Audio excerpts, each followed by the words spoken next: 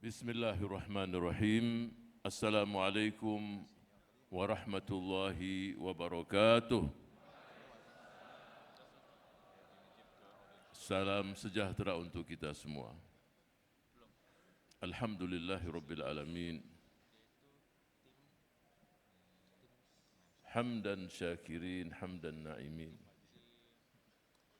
Alhamdulillahi wahdah sadaqa wa'dah wa nasara abdah wa a'azza jundah wa hazamal ahzaba wahdah. Ashhadu an la ilaha illallah wa ashhadu anna Muhammadan abduhu wa rasuluh.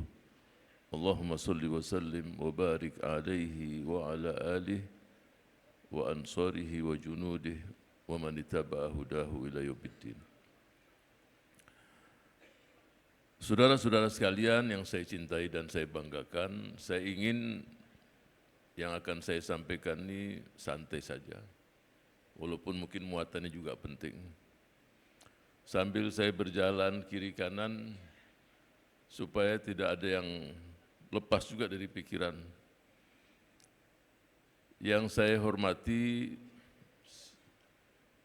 Dewan Pimpinan Tingkat Pusat yang hadir beserta istri, para wakil beserta istri, Presiden Partai Keadilan Sejahtera juga tadi hadir beserta istri, Sekjen, Ketua Fraksi di DPR RI, Provinsi maupun Kabupaten Kota, dan saya yakin juga para gubernur hadir, Bupati Wali Kota dari seluruh Indonesia, dan saudara-saudara sekalian yang saya tidak sebutkan satu persatu, anggota Dewan, Pusat, Provinsi, Kabupaten, Kota yang saya banggakan dan saya cintai. Saya sebenarnya ingin menyampaikan, kalau di podium mungkin agak lama, tapi waktu kita udah tinggal 12-10 menit lagi, atau sudah azan sekarang, azan zuhur. Jadi saya tidak akan berpanjang lebar.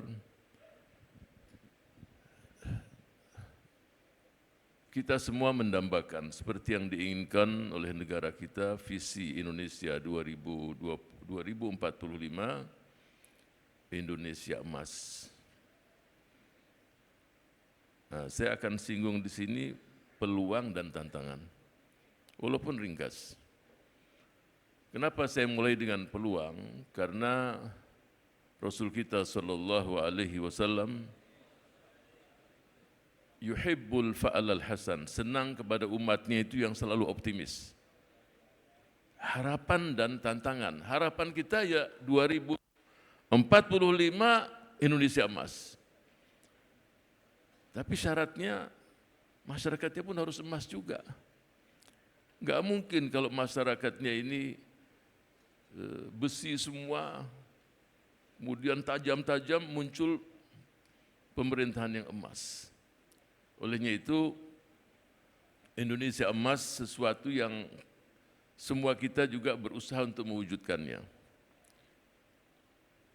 Tetapi pasti ada tantangan, ada peluang, dan ada solusi. Apa yang bisa kita wujudkan untuk mewujudkan Indonesia emas? Pertama, dalam milad ini, tadi sudah dijelaskan, usia kita, usia partai itu 23 tahun. Nah, kalau pemuda dan pemudi 23 tahun itu saat ya sangat potensial sekali. Ya, kekuatan ada di situ. Harapan juga luar biasa yang diharapkan oleh para pemuda. Nanti mereka bukan akan membuat satu perubahan yang bagus untuk negeri ini. 23 tahun. Tadi kita sudah lihat para masyayikh kita, para tokoh-tokoh kita, rahimahumullah. Saya akan menceritakan sedikit apa yang terjadi ketika kaum kufar itu dimasukkan ke neraka Jahannam. Dalam surat Al-Baqarah ayat 155. Mereka mengatakan karena mereka melihat banyak mereka-mereka yang di neraka itu dikeluarkan dari neraka karena mendapatkan syafaat. Coba baca Al-Baqarah surat kedua ayat 155. Malana ma lana min syafi'in wala sadiqin hamim. Mereka tidak mendapatkan syafaat. Bahkan teman-teman dekat pun meninggalkan mereka semua. Berbeda dengan mereka-mereka yang beriman. Al-Imam Zuhri, ini saya berikan prolog ini penting, karena persaudaraan ini tidak hanya di dunia ini saja. Imam Hasanul Basri mengatakan, perbanyak teman-temanmu yang soleh, yang baik di dunia ini, karena mereka kelak akan memberikan syafaat satu dengan yang lain. Al-Imam Zuhri, imam besar, dia katakan, wahai murid-muridku, kalau kalian nanti masuk surga, kemudian tidak mendapatkanku, ya, tolong mintakan kepada Allah, sambil dia meneteskan air matanya. Artinya tidak ada yang menjamin bahwa ini bisa pasti masuk surga dan ini ke surga, semua juga yang Allah yang menetapkan. Saya berharap di usia kita yang 23 tahun ini, saya ingin partai ini hadir di pentas politik nasional ini dengan semakin dewasa, semakin bijaksana, semakin mendapatkan kecintaan oleh masyarakat dan menjadi perekat bangsa. Dan saya berharap agar kita semua juga bersama seluruh komponen bangsa, ayo kita bersama-sama, kita wujudkan cita-cita terwujudnya negara kesatuan Republik Indonesia. Ya, semua pasti sudah mengetahui, dan salah satunya adalah ikut melaksanakan ketertiban dunia berdasarkan perdamaian abadi dan keadilan sosial. Saya akan memulai bagaimana kondisi dunia saat ini. 60 hari di Gaza itu tidak masuk apa-apa. Jangankan makanan, minuman pun tidak masuk.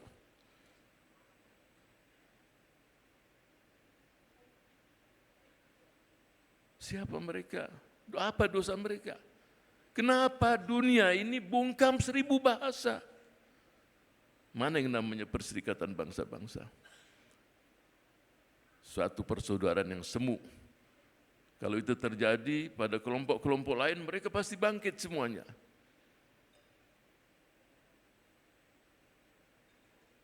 Dibiarkan. Mereka punya peradaban. Tahu bahwa ini melanggar. Negara-negara yang di sekitar itu pun diam pula. Membuat kita semakin sedih. Apa menunggu mereka meninggal semuanya baru bangkit? Mana hati nurani? Mana kemanusiaan? Mana persaudaraan? Kita tidak melihat itu semua. Saudara-saudara kita di Palestina mengatakan, kami menunggu gelombang besar dari negeri tercinta Indonesia. Mereka menantikan. Dan itu diungkapkan oleh mereka. Kami menunggu dari saudara-saudara kami yang ada di penghujung dunia. Nah, kita berharap semoga Allah menjadikan kita orang-orang yang layak, pantas untuk mewujudkan cita-cita pendiri bangsa. Ikut serta membantu, menghapuskan penjajahan dari muka bumi. Yang bertentangan dengan peri kemanusiaan dan peri keadilan. Kita lihat bagaimana imajinasi yang begitu jauh yang dimiliki oleh para pendiri bangsa. Bung Karno tahun 1960, dia mengatakan dalam Majelis Umum PBB, dengan lantang bagaimana mengkritisi hal-hal yang berkaitan dengan imperialisme dan seluruh yang berkaitan dengan penjajahan. Bahkan dia mengatakan perlu adanya perubahan struktur PBB. Bahkan dia menawarkan untuk memberikan satu peran yang luar biasa, dia sodorkan juga Pancasila. karakter khas bangsa Indonesia untuk menjadi pedoman di Perserikatan Bangsa-Bangsa. Saudara-saudara sekalian, kalau kita baca rencana negara kita, rencana jangka panjang nasional kita, 2045, di situ dijelaskan bahwa kita sudah menjadi negara besar, sejahtera dan berkelanjutan. Income per kapita kita, setiap tahun 30.300 US dollar. Sekarang 4.960 US dollar, 6 kali lipat. Kemudian kemiskinan zero. Dijelaskan panjang semua, indah sekali, bagus sekali. Tapi di satu sisi kita dapatkan tantangan yang luar biasa, ancaman yang luar biasa. Bonus demografi kita yang kemarin saya sudah jelaskan, 70% penduduk Indonesia berusia 14 sampai 64 tahun. Tapi bonus demografi ini menjadi juga ancaman. Kalau jumlah yang besar tadi tidak dikelola dengan bagus, akan terjadi pengangguran di sana sini. Kemudian tantangan juga sangat banyak. Bagaimana kondisi pendidikan kita yang di bawah rata-rata dunia. Kemudian kondisi degradasi moral, judi online, free sex, pornografi, porno aksi, LGBT. Kerusakan terjadi di sana sini. Paham-paham liberal. Bebas tanpa batas, mau berbuat seenaknya saja. Nah, semua ini di depan mata kita lihat. Bagaimana judi online itu hampir 20% dan berjumlah, ini yang terdata, 8, sekian, hampir 9 juta, 20%-nya mereka yang sangat miskin dan anak-anak muda. Kondisi-kondisi yang semacam ini semuanya kelihatan di depan mata kita. Ini tantangan semuanya. Tetapi, nah ini, kita harus tetap optimis. Yakin, wala ta'sau min rauhillah. Tadi saya sebutkan, Rasul sallallahu alaihi wasallam yuhibbul fa'lal hasan. Rasul senang sama umatnya itu optimis. Kita harus optimis. Kita mampu untuk melakukan perlawanan. Kita mampu menyelesaikan permasalahan-permasalahan tersebut. Sekarang untuk Indonesia emas berapa tahun lagi? 20 tahun. Kita lihat Bung Karno. Bung Karno tahun 1917, 1925, kurang lebih juga 20 tahun. Saat itu dia sudah mengandangkan Indonesia merdeka. Jadi melihat ke depan itu dengan semangat. Coba kita baca tulisan-tulisan artikel beliau dikumpulkan di bawah bendera revolusi. Tulisan, kelihatan sekali. Pandangannya ke depan dan sangat jauh dan imajinasi yang luar biasa. Jadi kalau mereka juga punya semangat, apalagi kita.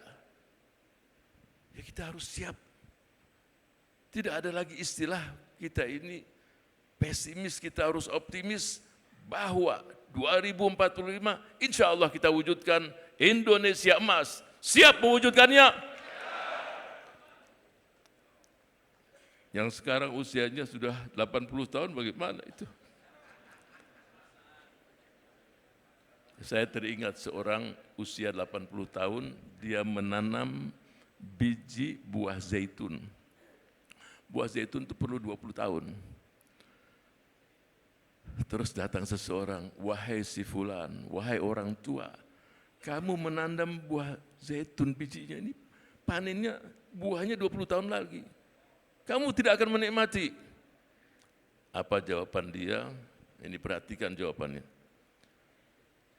Dia katakan, zaro alana man qablana fa'akalna fanazra'u hatta ya'kula man ba'dana. Generasi sebelum kami telah menanam sekian banyak buah dan kami menikmatinya.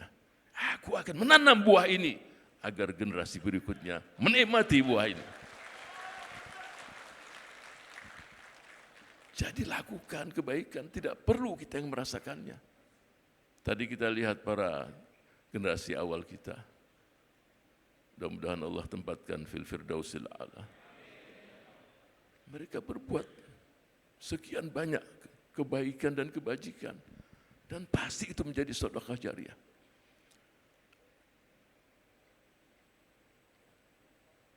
Kemudian apa yang kita perlu persiapkan untuk menghadapi tantangan-tantangan dan ancaman tadi? Ya kita siapkan generasi sekarang ini. Ada 3 hal yang perlu kita persiapkan. Yang pertama adalah karakter, akhlak bangsa, karakter bangsa. Kalau kita telusuri, mungkin sebagian kita melihat dalam Pancasila itu ada sekian banyak karakter yang indah. Kaitan dengan iman dan takwa, kaitan dengan kejujuran, kaitan dengan demokrasi, kaitan dengan toleransi, kaitan sangat banyak. Jadikan itu fondasi, terutama iman dan takwa. Seseorang walaupun pinternya bagaimana, tapi kalau tidak beretika, tidak ada iman dan takwa, hanya berpikir untuk diri sendiri, bagaimana membangun bangsa? Kebersamaan, etika, budi pekerti merupakan fondasi, terutama iman dan takwa itu sendiri. Yang kedua pasti SDM yang kompeten, SDM yang bersaing, SDM yang berilmu, SDM yang mampu memberikan yang sangat kritis, tapi bukan hanya kritis saja, tapi solutif juga. Mengkritisi dan memberikan solusi. SDM yang mampu untuk membuat terobosan wirausaha. Saya sering mengatakan atau dalam beberapa forum saya katakan ada 2 hal yang penting sekali kalau kita ingin sukses. Apapun posisi kita. Yang pertama, ini pentingnya brainstorming. Kita mampu memberikan gagasan, ide yang brilian. Penting gagasan yang bagus. Tapi yang tidak kalah penting adalah gagasan yang bagus tadi, yang brilian, yang indah tadi, kita mampu membangun link dan networking. Bagaimana mewujudkan tadi? Ini harus ada pada generasi yang akan datang, bahkan sekarang. Ide-ide yang brilian. Dan itulah yang diambil oleh baginda Rasul dari Salman Al-Farisi. Ketika terjadi perang Khandaq. Gagasan, ide. Dan yang ketiga, kita menantikan pemimpin. Pemimpin yang punya visi kebangsaan, pemimpin yang merasakan satu bangsa, satu bahasa, satu tanah air, pemimpin yang merangkul bukan memukul, pemimpin yang mampu untuk membangun kolaborasi, pemimpin yang mampu untuk mewujudkan cita-cita yang sudah digaris bawahkan oleh Badan Perencanaan Nasional kita, cita-cita bangsa. Sebagai nahoda untuk membawa bangsa ini meraih cita-citanya. Negeri yang kemahribah rohinawi, sejahtera, bermartabat, adil dan makmur. Kita nantikan pemimpin semacam ini.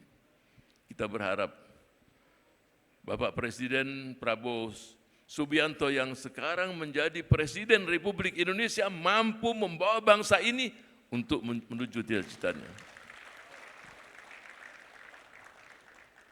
Itu harapan kita.